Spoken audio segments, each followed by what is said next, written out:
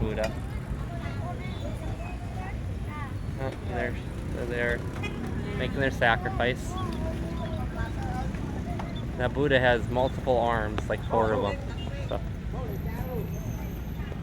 We got a statue of a lion here. Gold lion.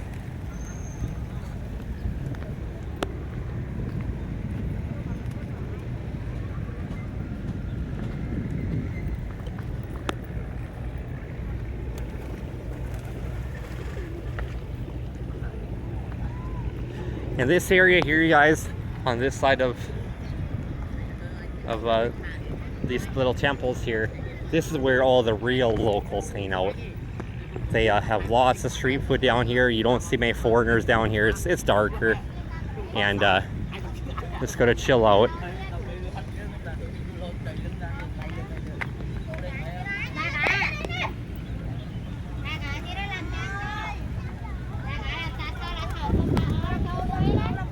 And also, as you get down here, this is where the more violent homeless people are hanging out. So I only go down, there's like a little Quonset tent down here. Well, it's actually a pretty big Quonset tent. It's fine to go down there during the day, but as soon as it starts getting dusk, I'm talking like 6 o'clock in that range, maybe even a little bit earlier, because the sun comes up at 7 a.m. and it gets dark out here at 6 p.m. And the difference between here and Thailand, these people here, they're homeless. You'll see a lot more of them. Like Thailand, you can go to the park and along the street and eat your meal, which I would love to come here and eat breakfast and dinner, but you can't. The homeless people, they just walk back and forth, not just at dinner time, but all day long, like every 10 minutes. And they'll be asking for your food and asking for money, so you won't even be able to enjoy your meal. Even if you gave money, about 10 more would be right there. So here they got all their beverages. The people really like Fanta here, and they also like Sting, S-T-I-N-G. It's a energy drink. I haven't tasted it, but everybody said it tastes really good. So, but yeah, this here is about usually where I turn around at night when I come down to Riverfront Park here, because right here, this big Quonset style tent, this big tube building. During the day, it's all markets where they sell lots of vendor stuff here and coconuts, but that's where all the violent homeless people live. Like I said, I wouldn't be surprised if they try to take you down to grab your money, whatever. Not very safe. So.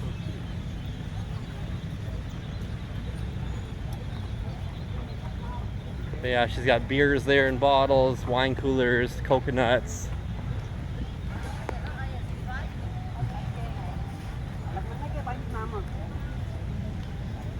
Got water here.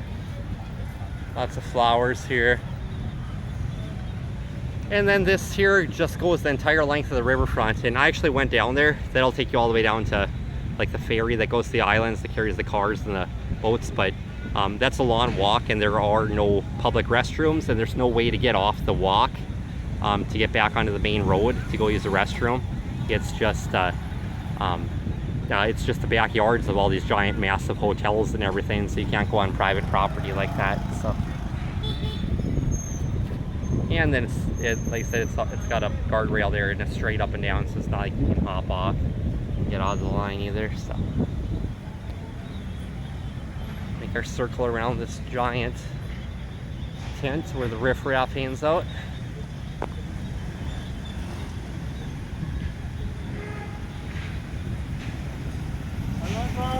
Hello. Oh, we got bananas here, and everything is ABA paid too.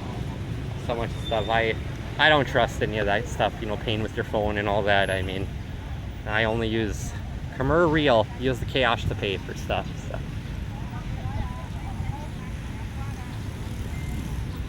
Oh, and lots of old bikes, you know, from the 1950s, like your grandma and grandpa would have rode when they were dating each other. And here they got coconuts with flowers in them. So that's really cool.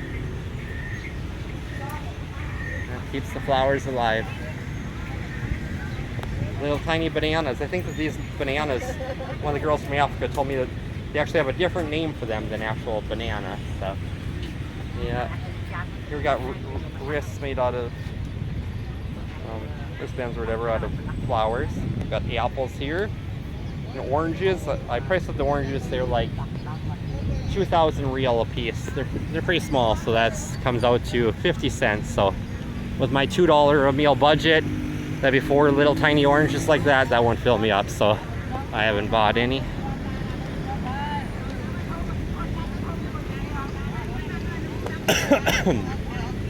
Yeah, it'd be nice to show you guys all this at night, but with my phone, yeah, you can't see much at dark, so best to do it during the day.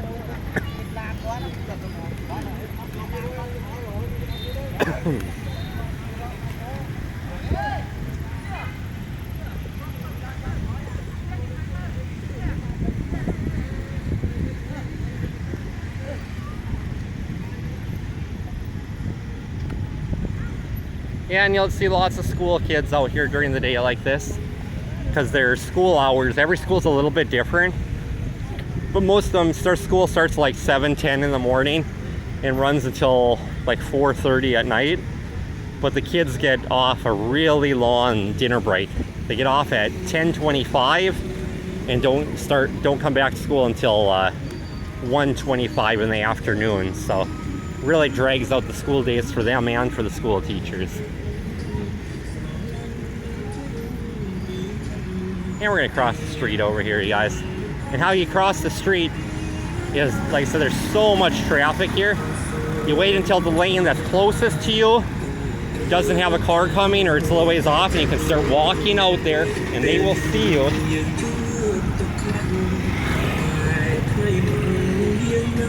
They can stay in the middle of the road, and there are other cars in the other lane, they'll slow down for you to walk.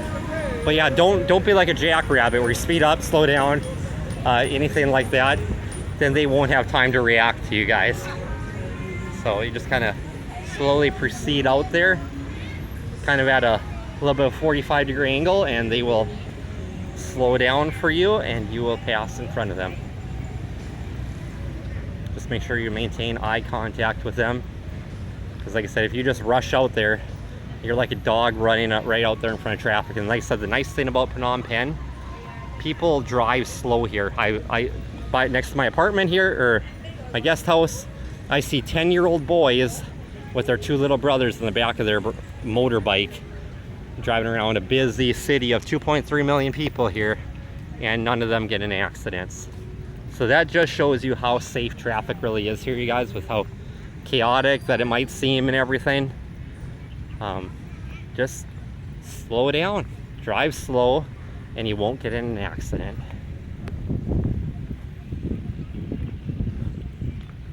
And yeah, it looks like the Royal Palace, it looks like it takes up a lot of space there. That palace building, they're doing a bunch of construction on the whole top of it. I don't know if it's a brand new building or if they're just, looks like a giant temple or whatever, but or else if they're just remodeling it. So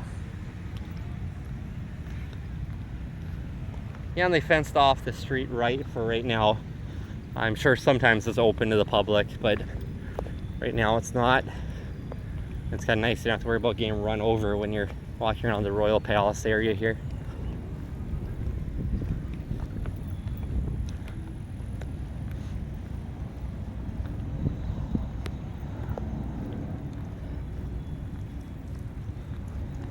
Right here in front of Royal Palace is usually where all the pigeons hang out, but they're not here. They're actually in the middle of the park. It's where they're hanging out right now. When no one's throwing corn, they hang out in the grass, but when people are throwing corn out on the concrete here, then they'll come out.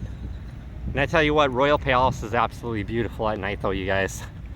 It has all these like stars on the front of it.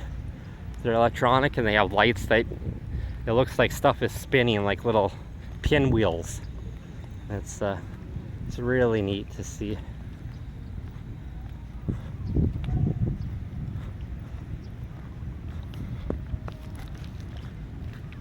Let's get on my water bottle here and zoom in on that pinwheel for you guys.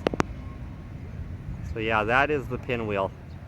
And yeah, it looks like it's spinning at night because all the little lights are going off on it. Yeah, it's beautiful.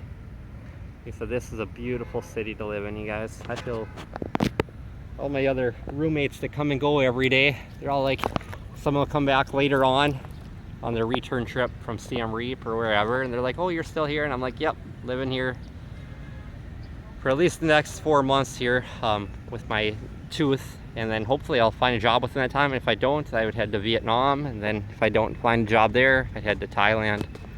But I'm just happy to be here. So worked my whole life to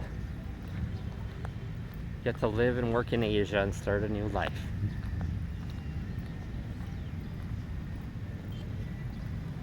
Yeah, here we got all the pigeons here.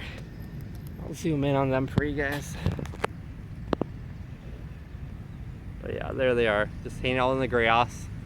And the sprinklers are going. The pigeons are all taking a bath over there, so.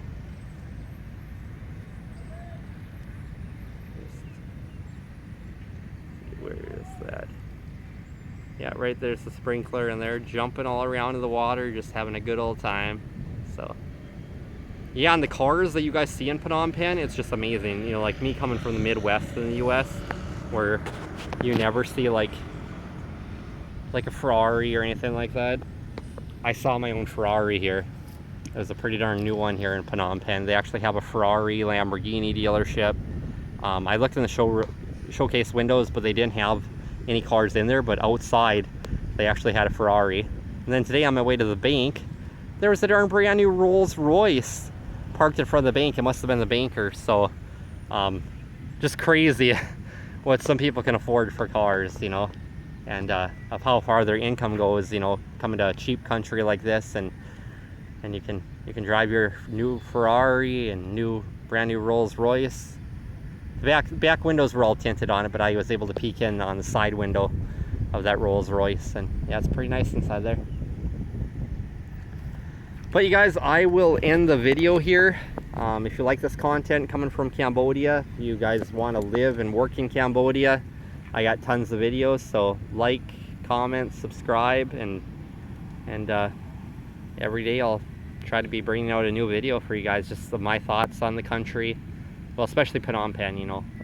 That's kind of where I'm stuck here with my dentist appointments for now, and that's where I'll have to get the job. So, all right. See you on the next video, you guys.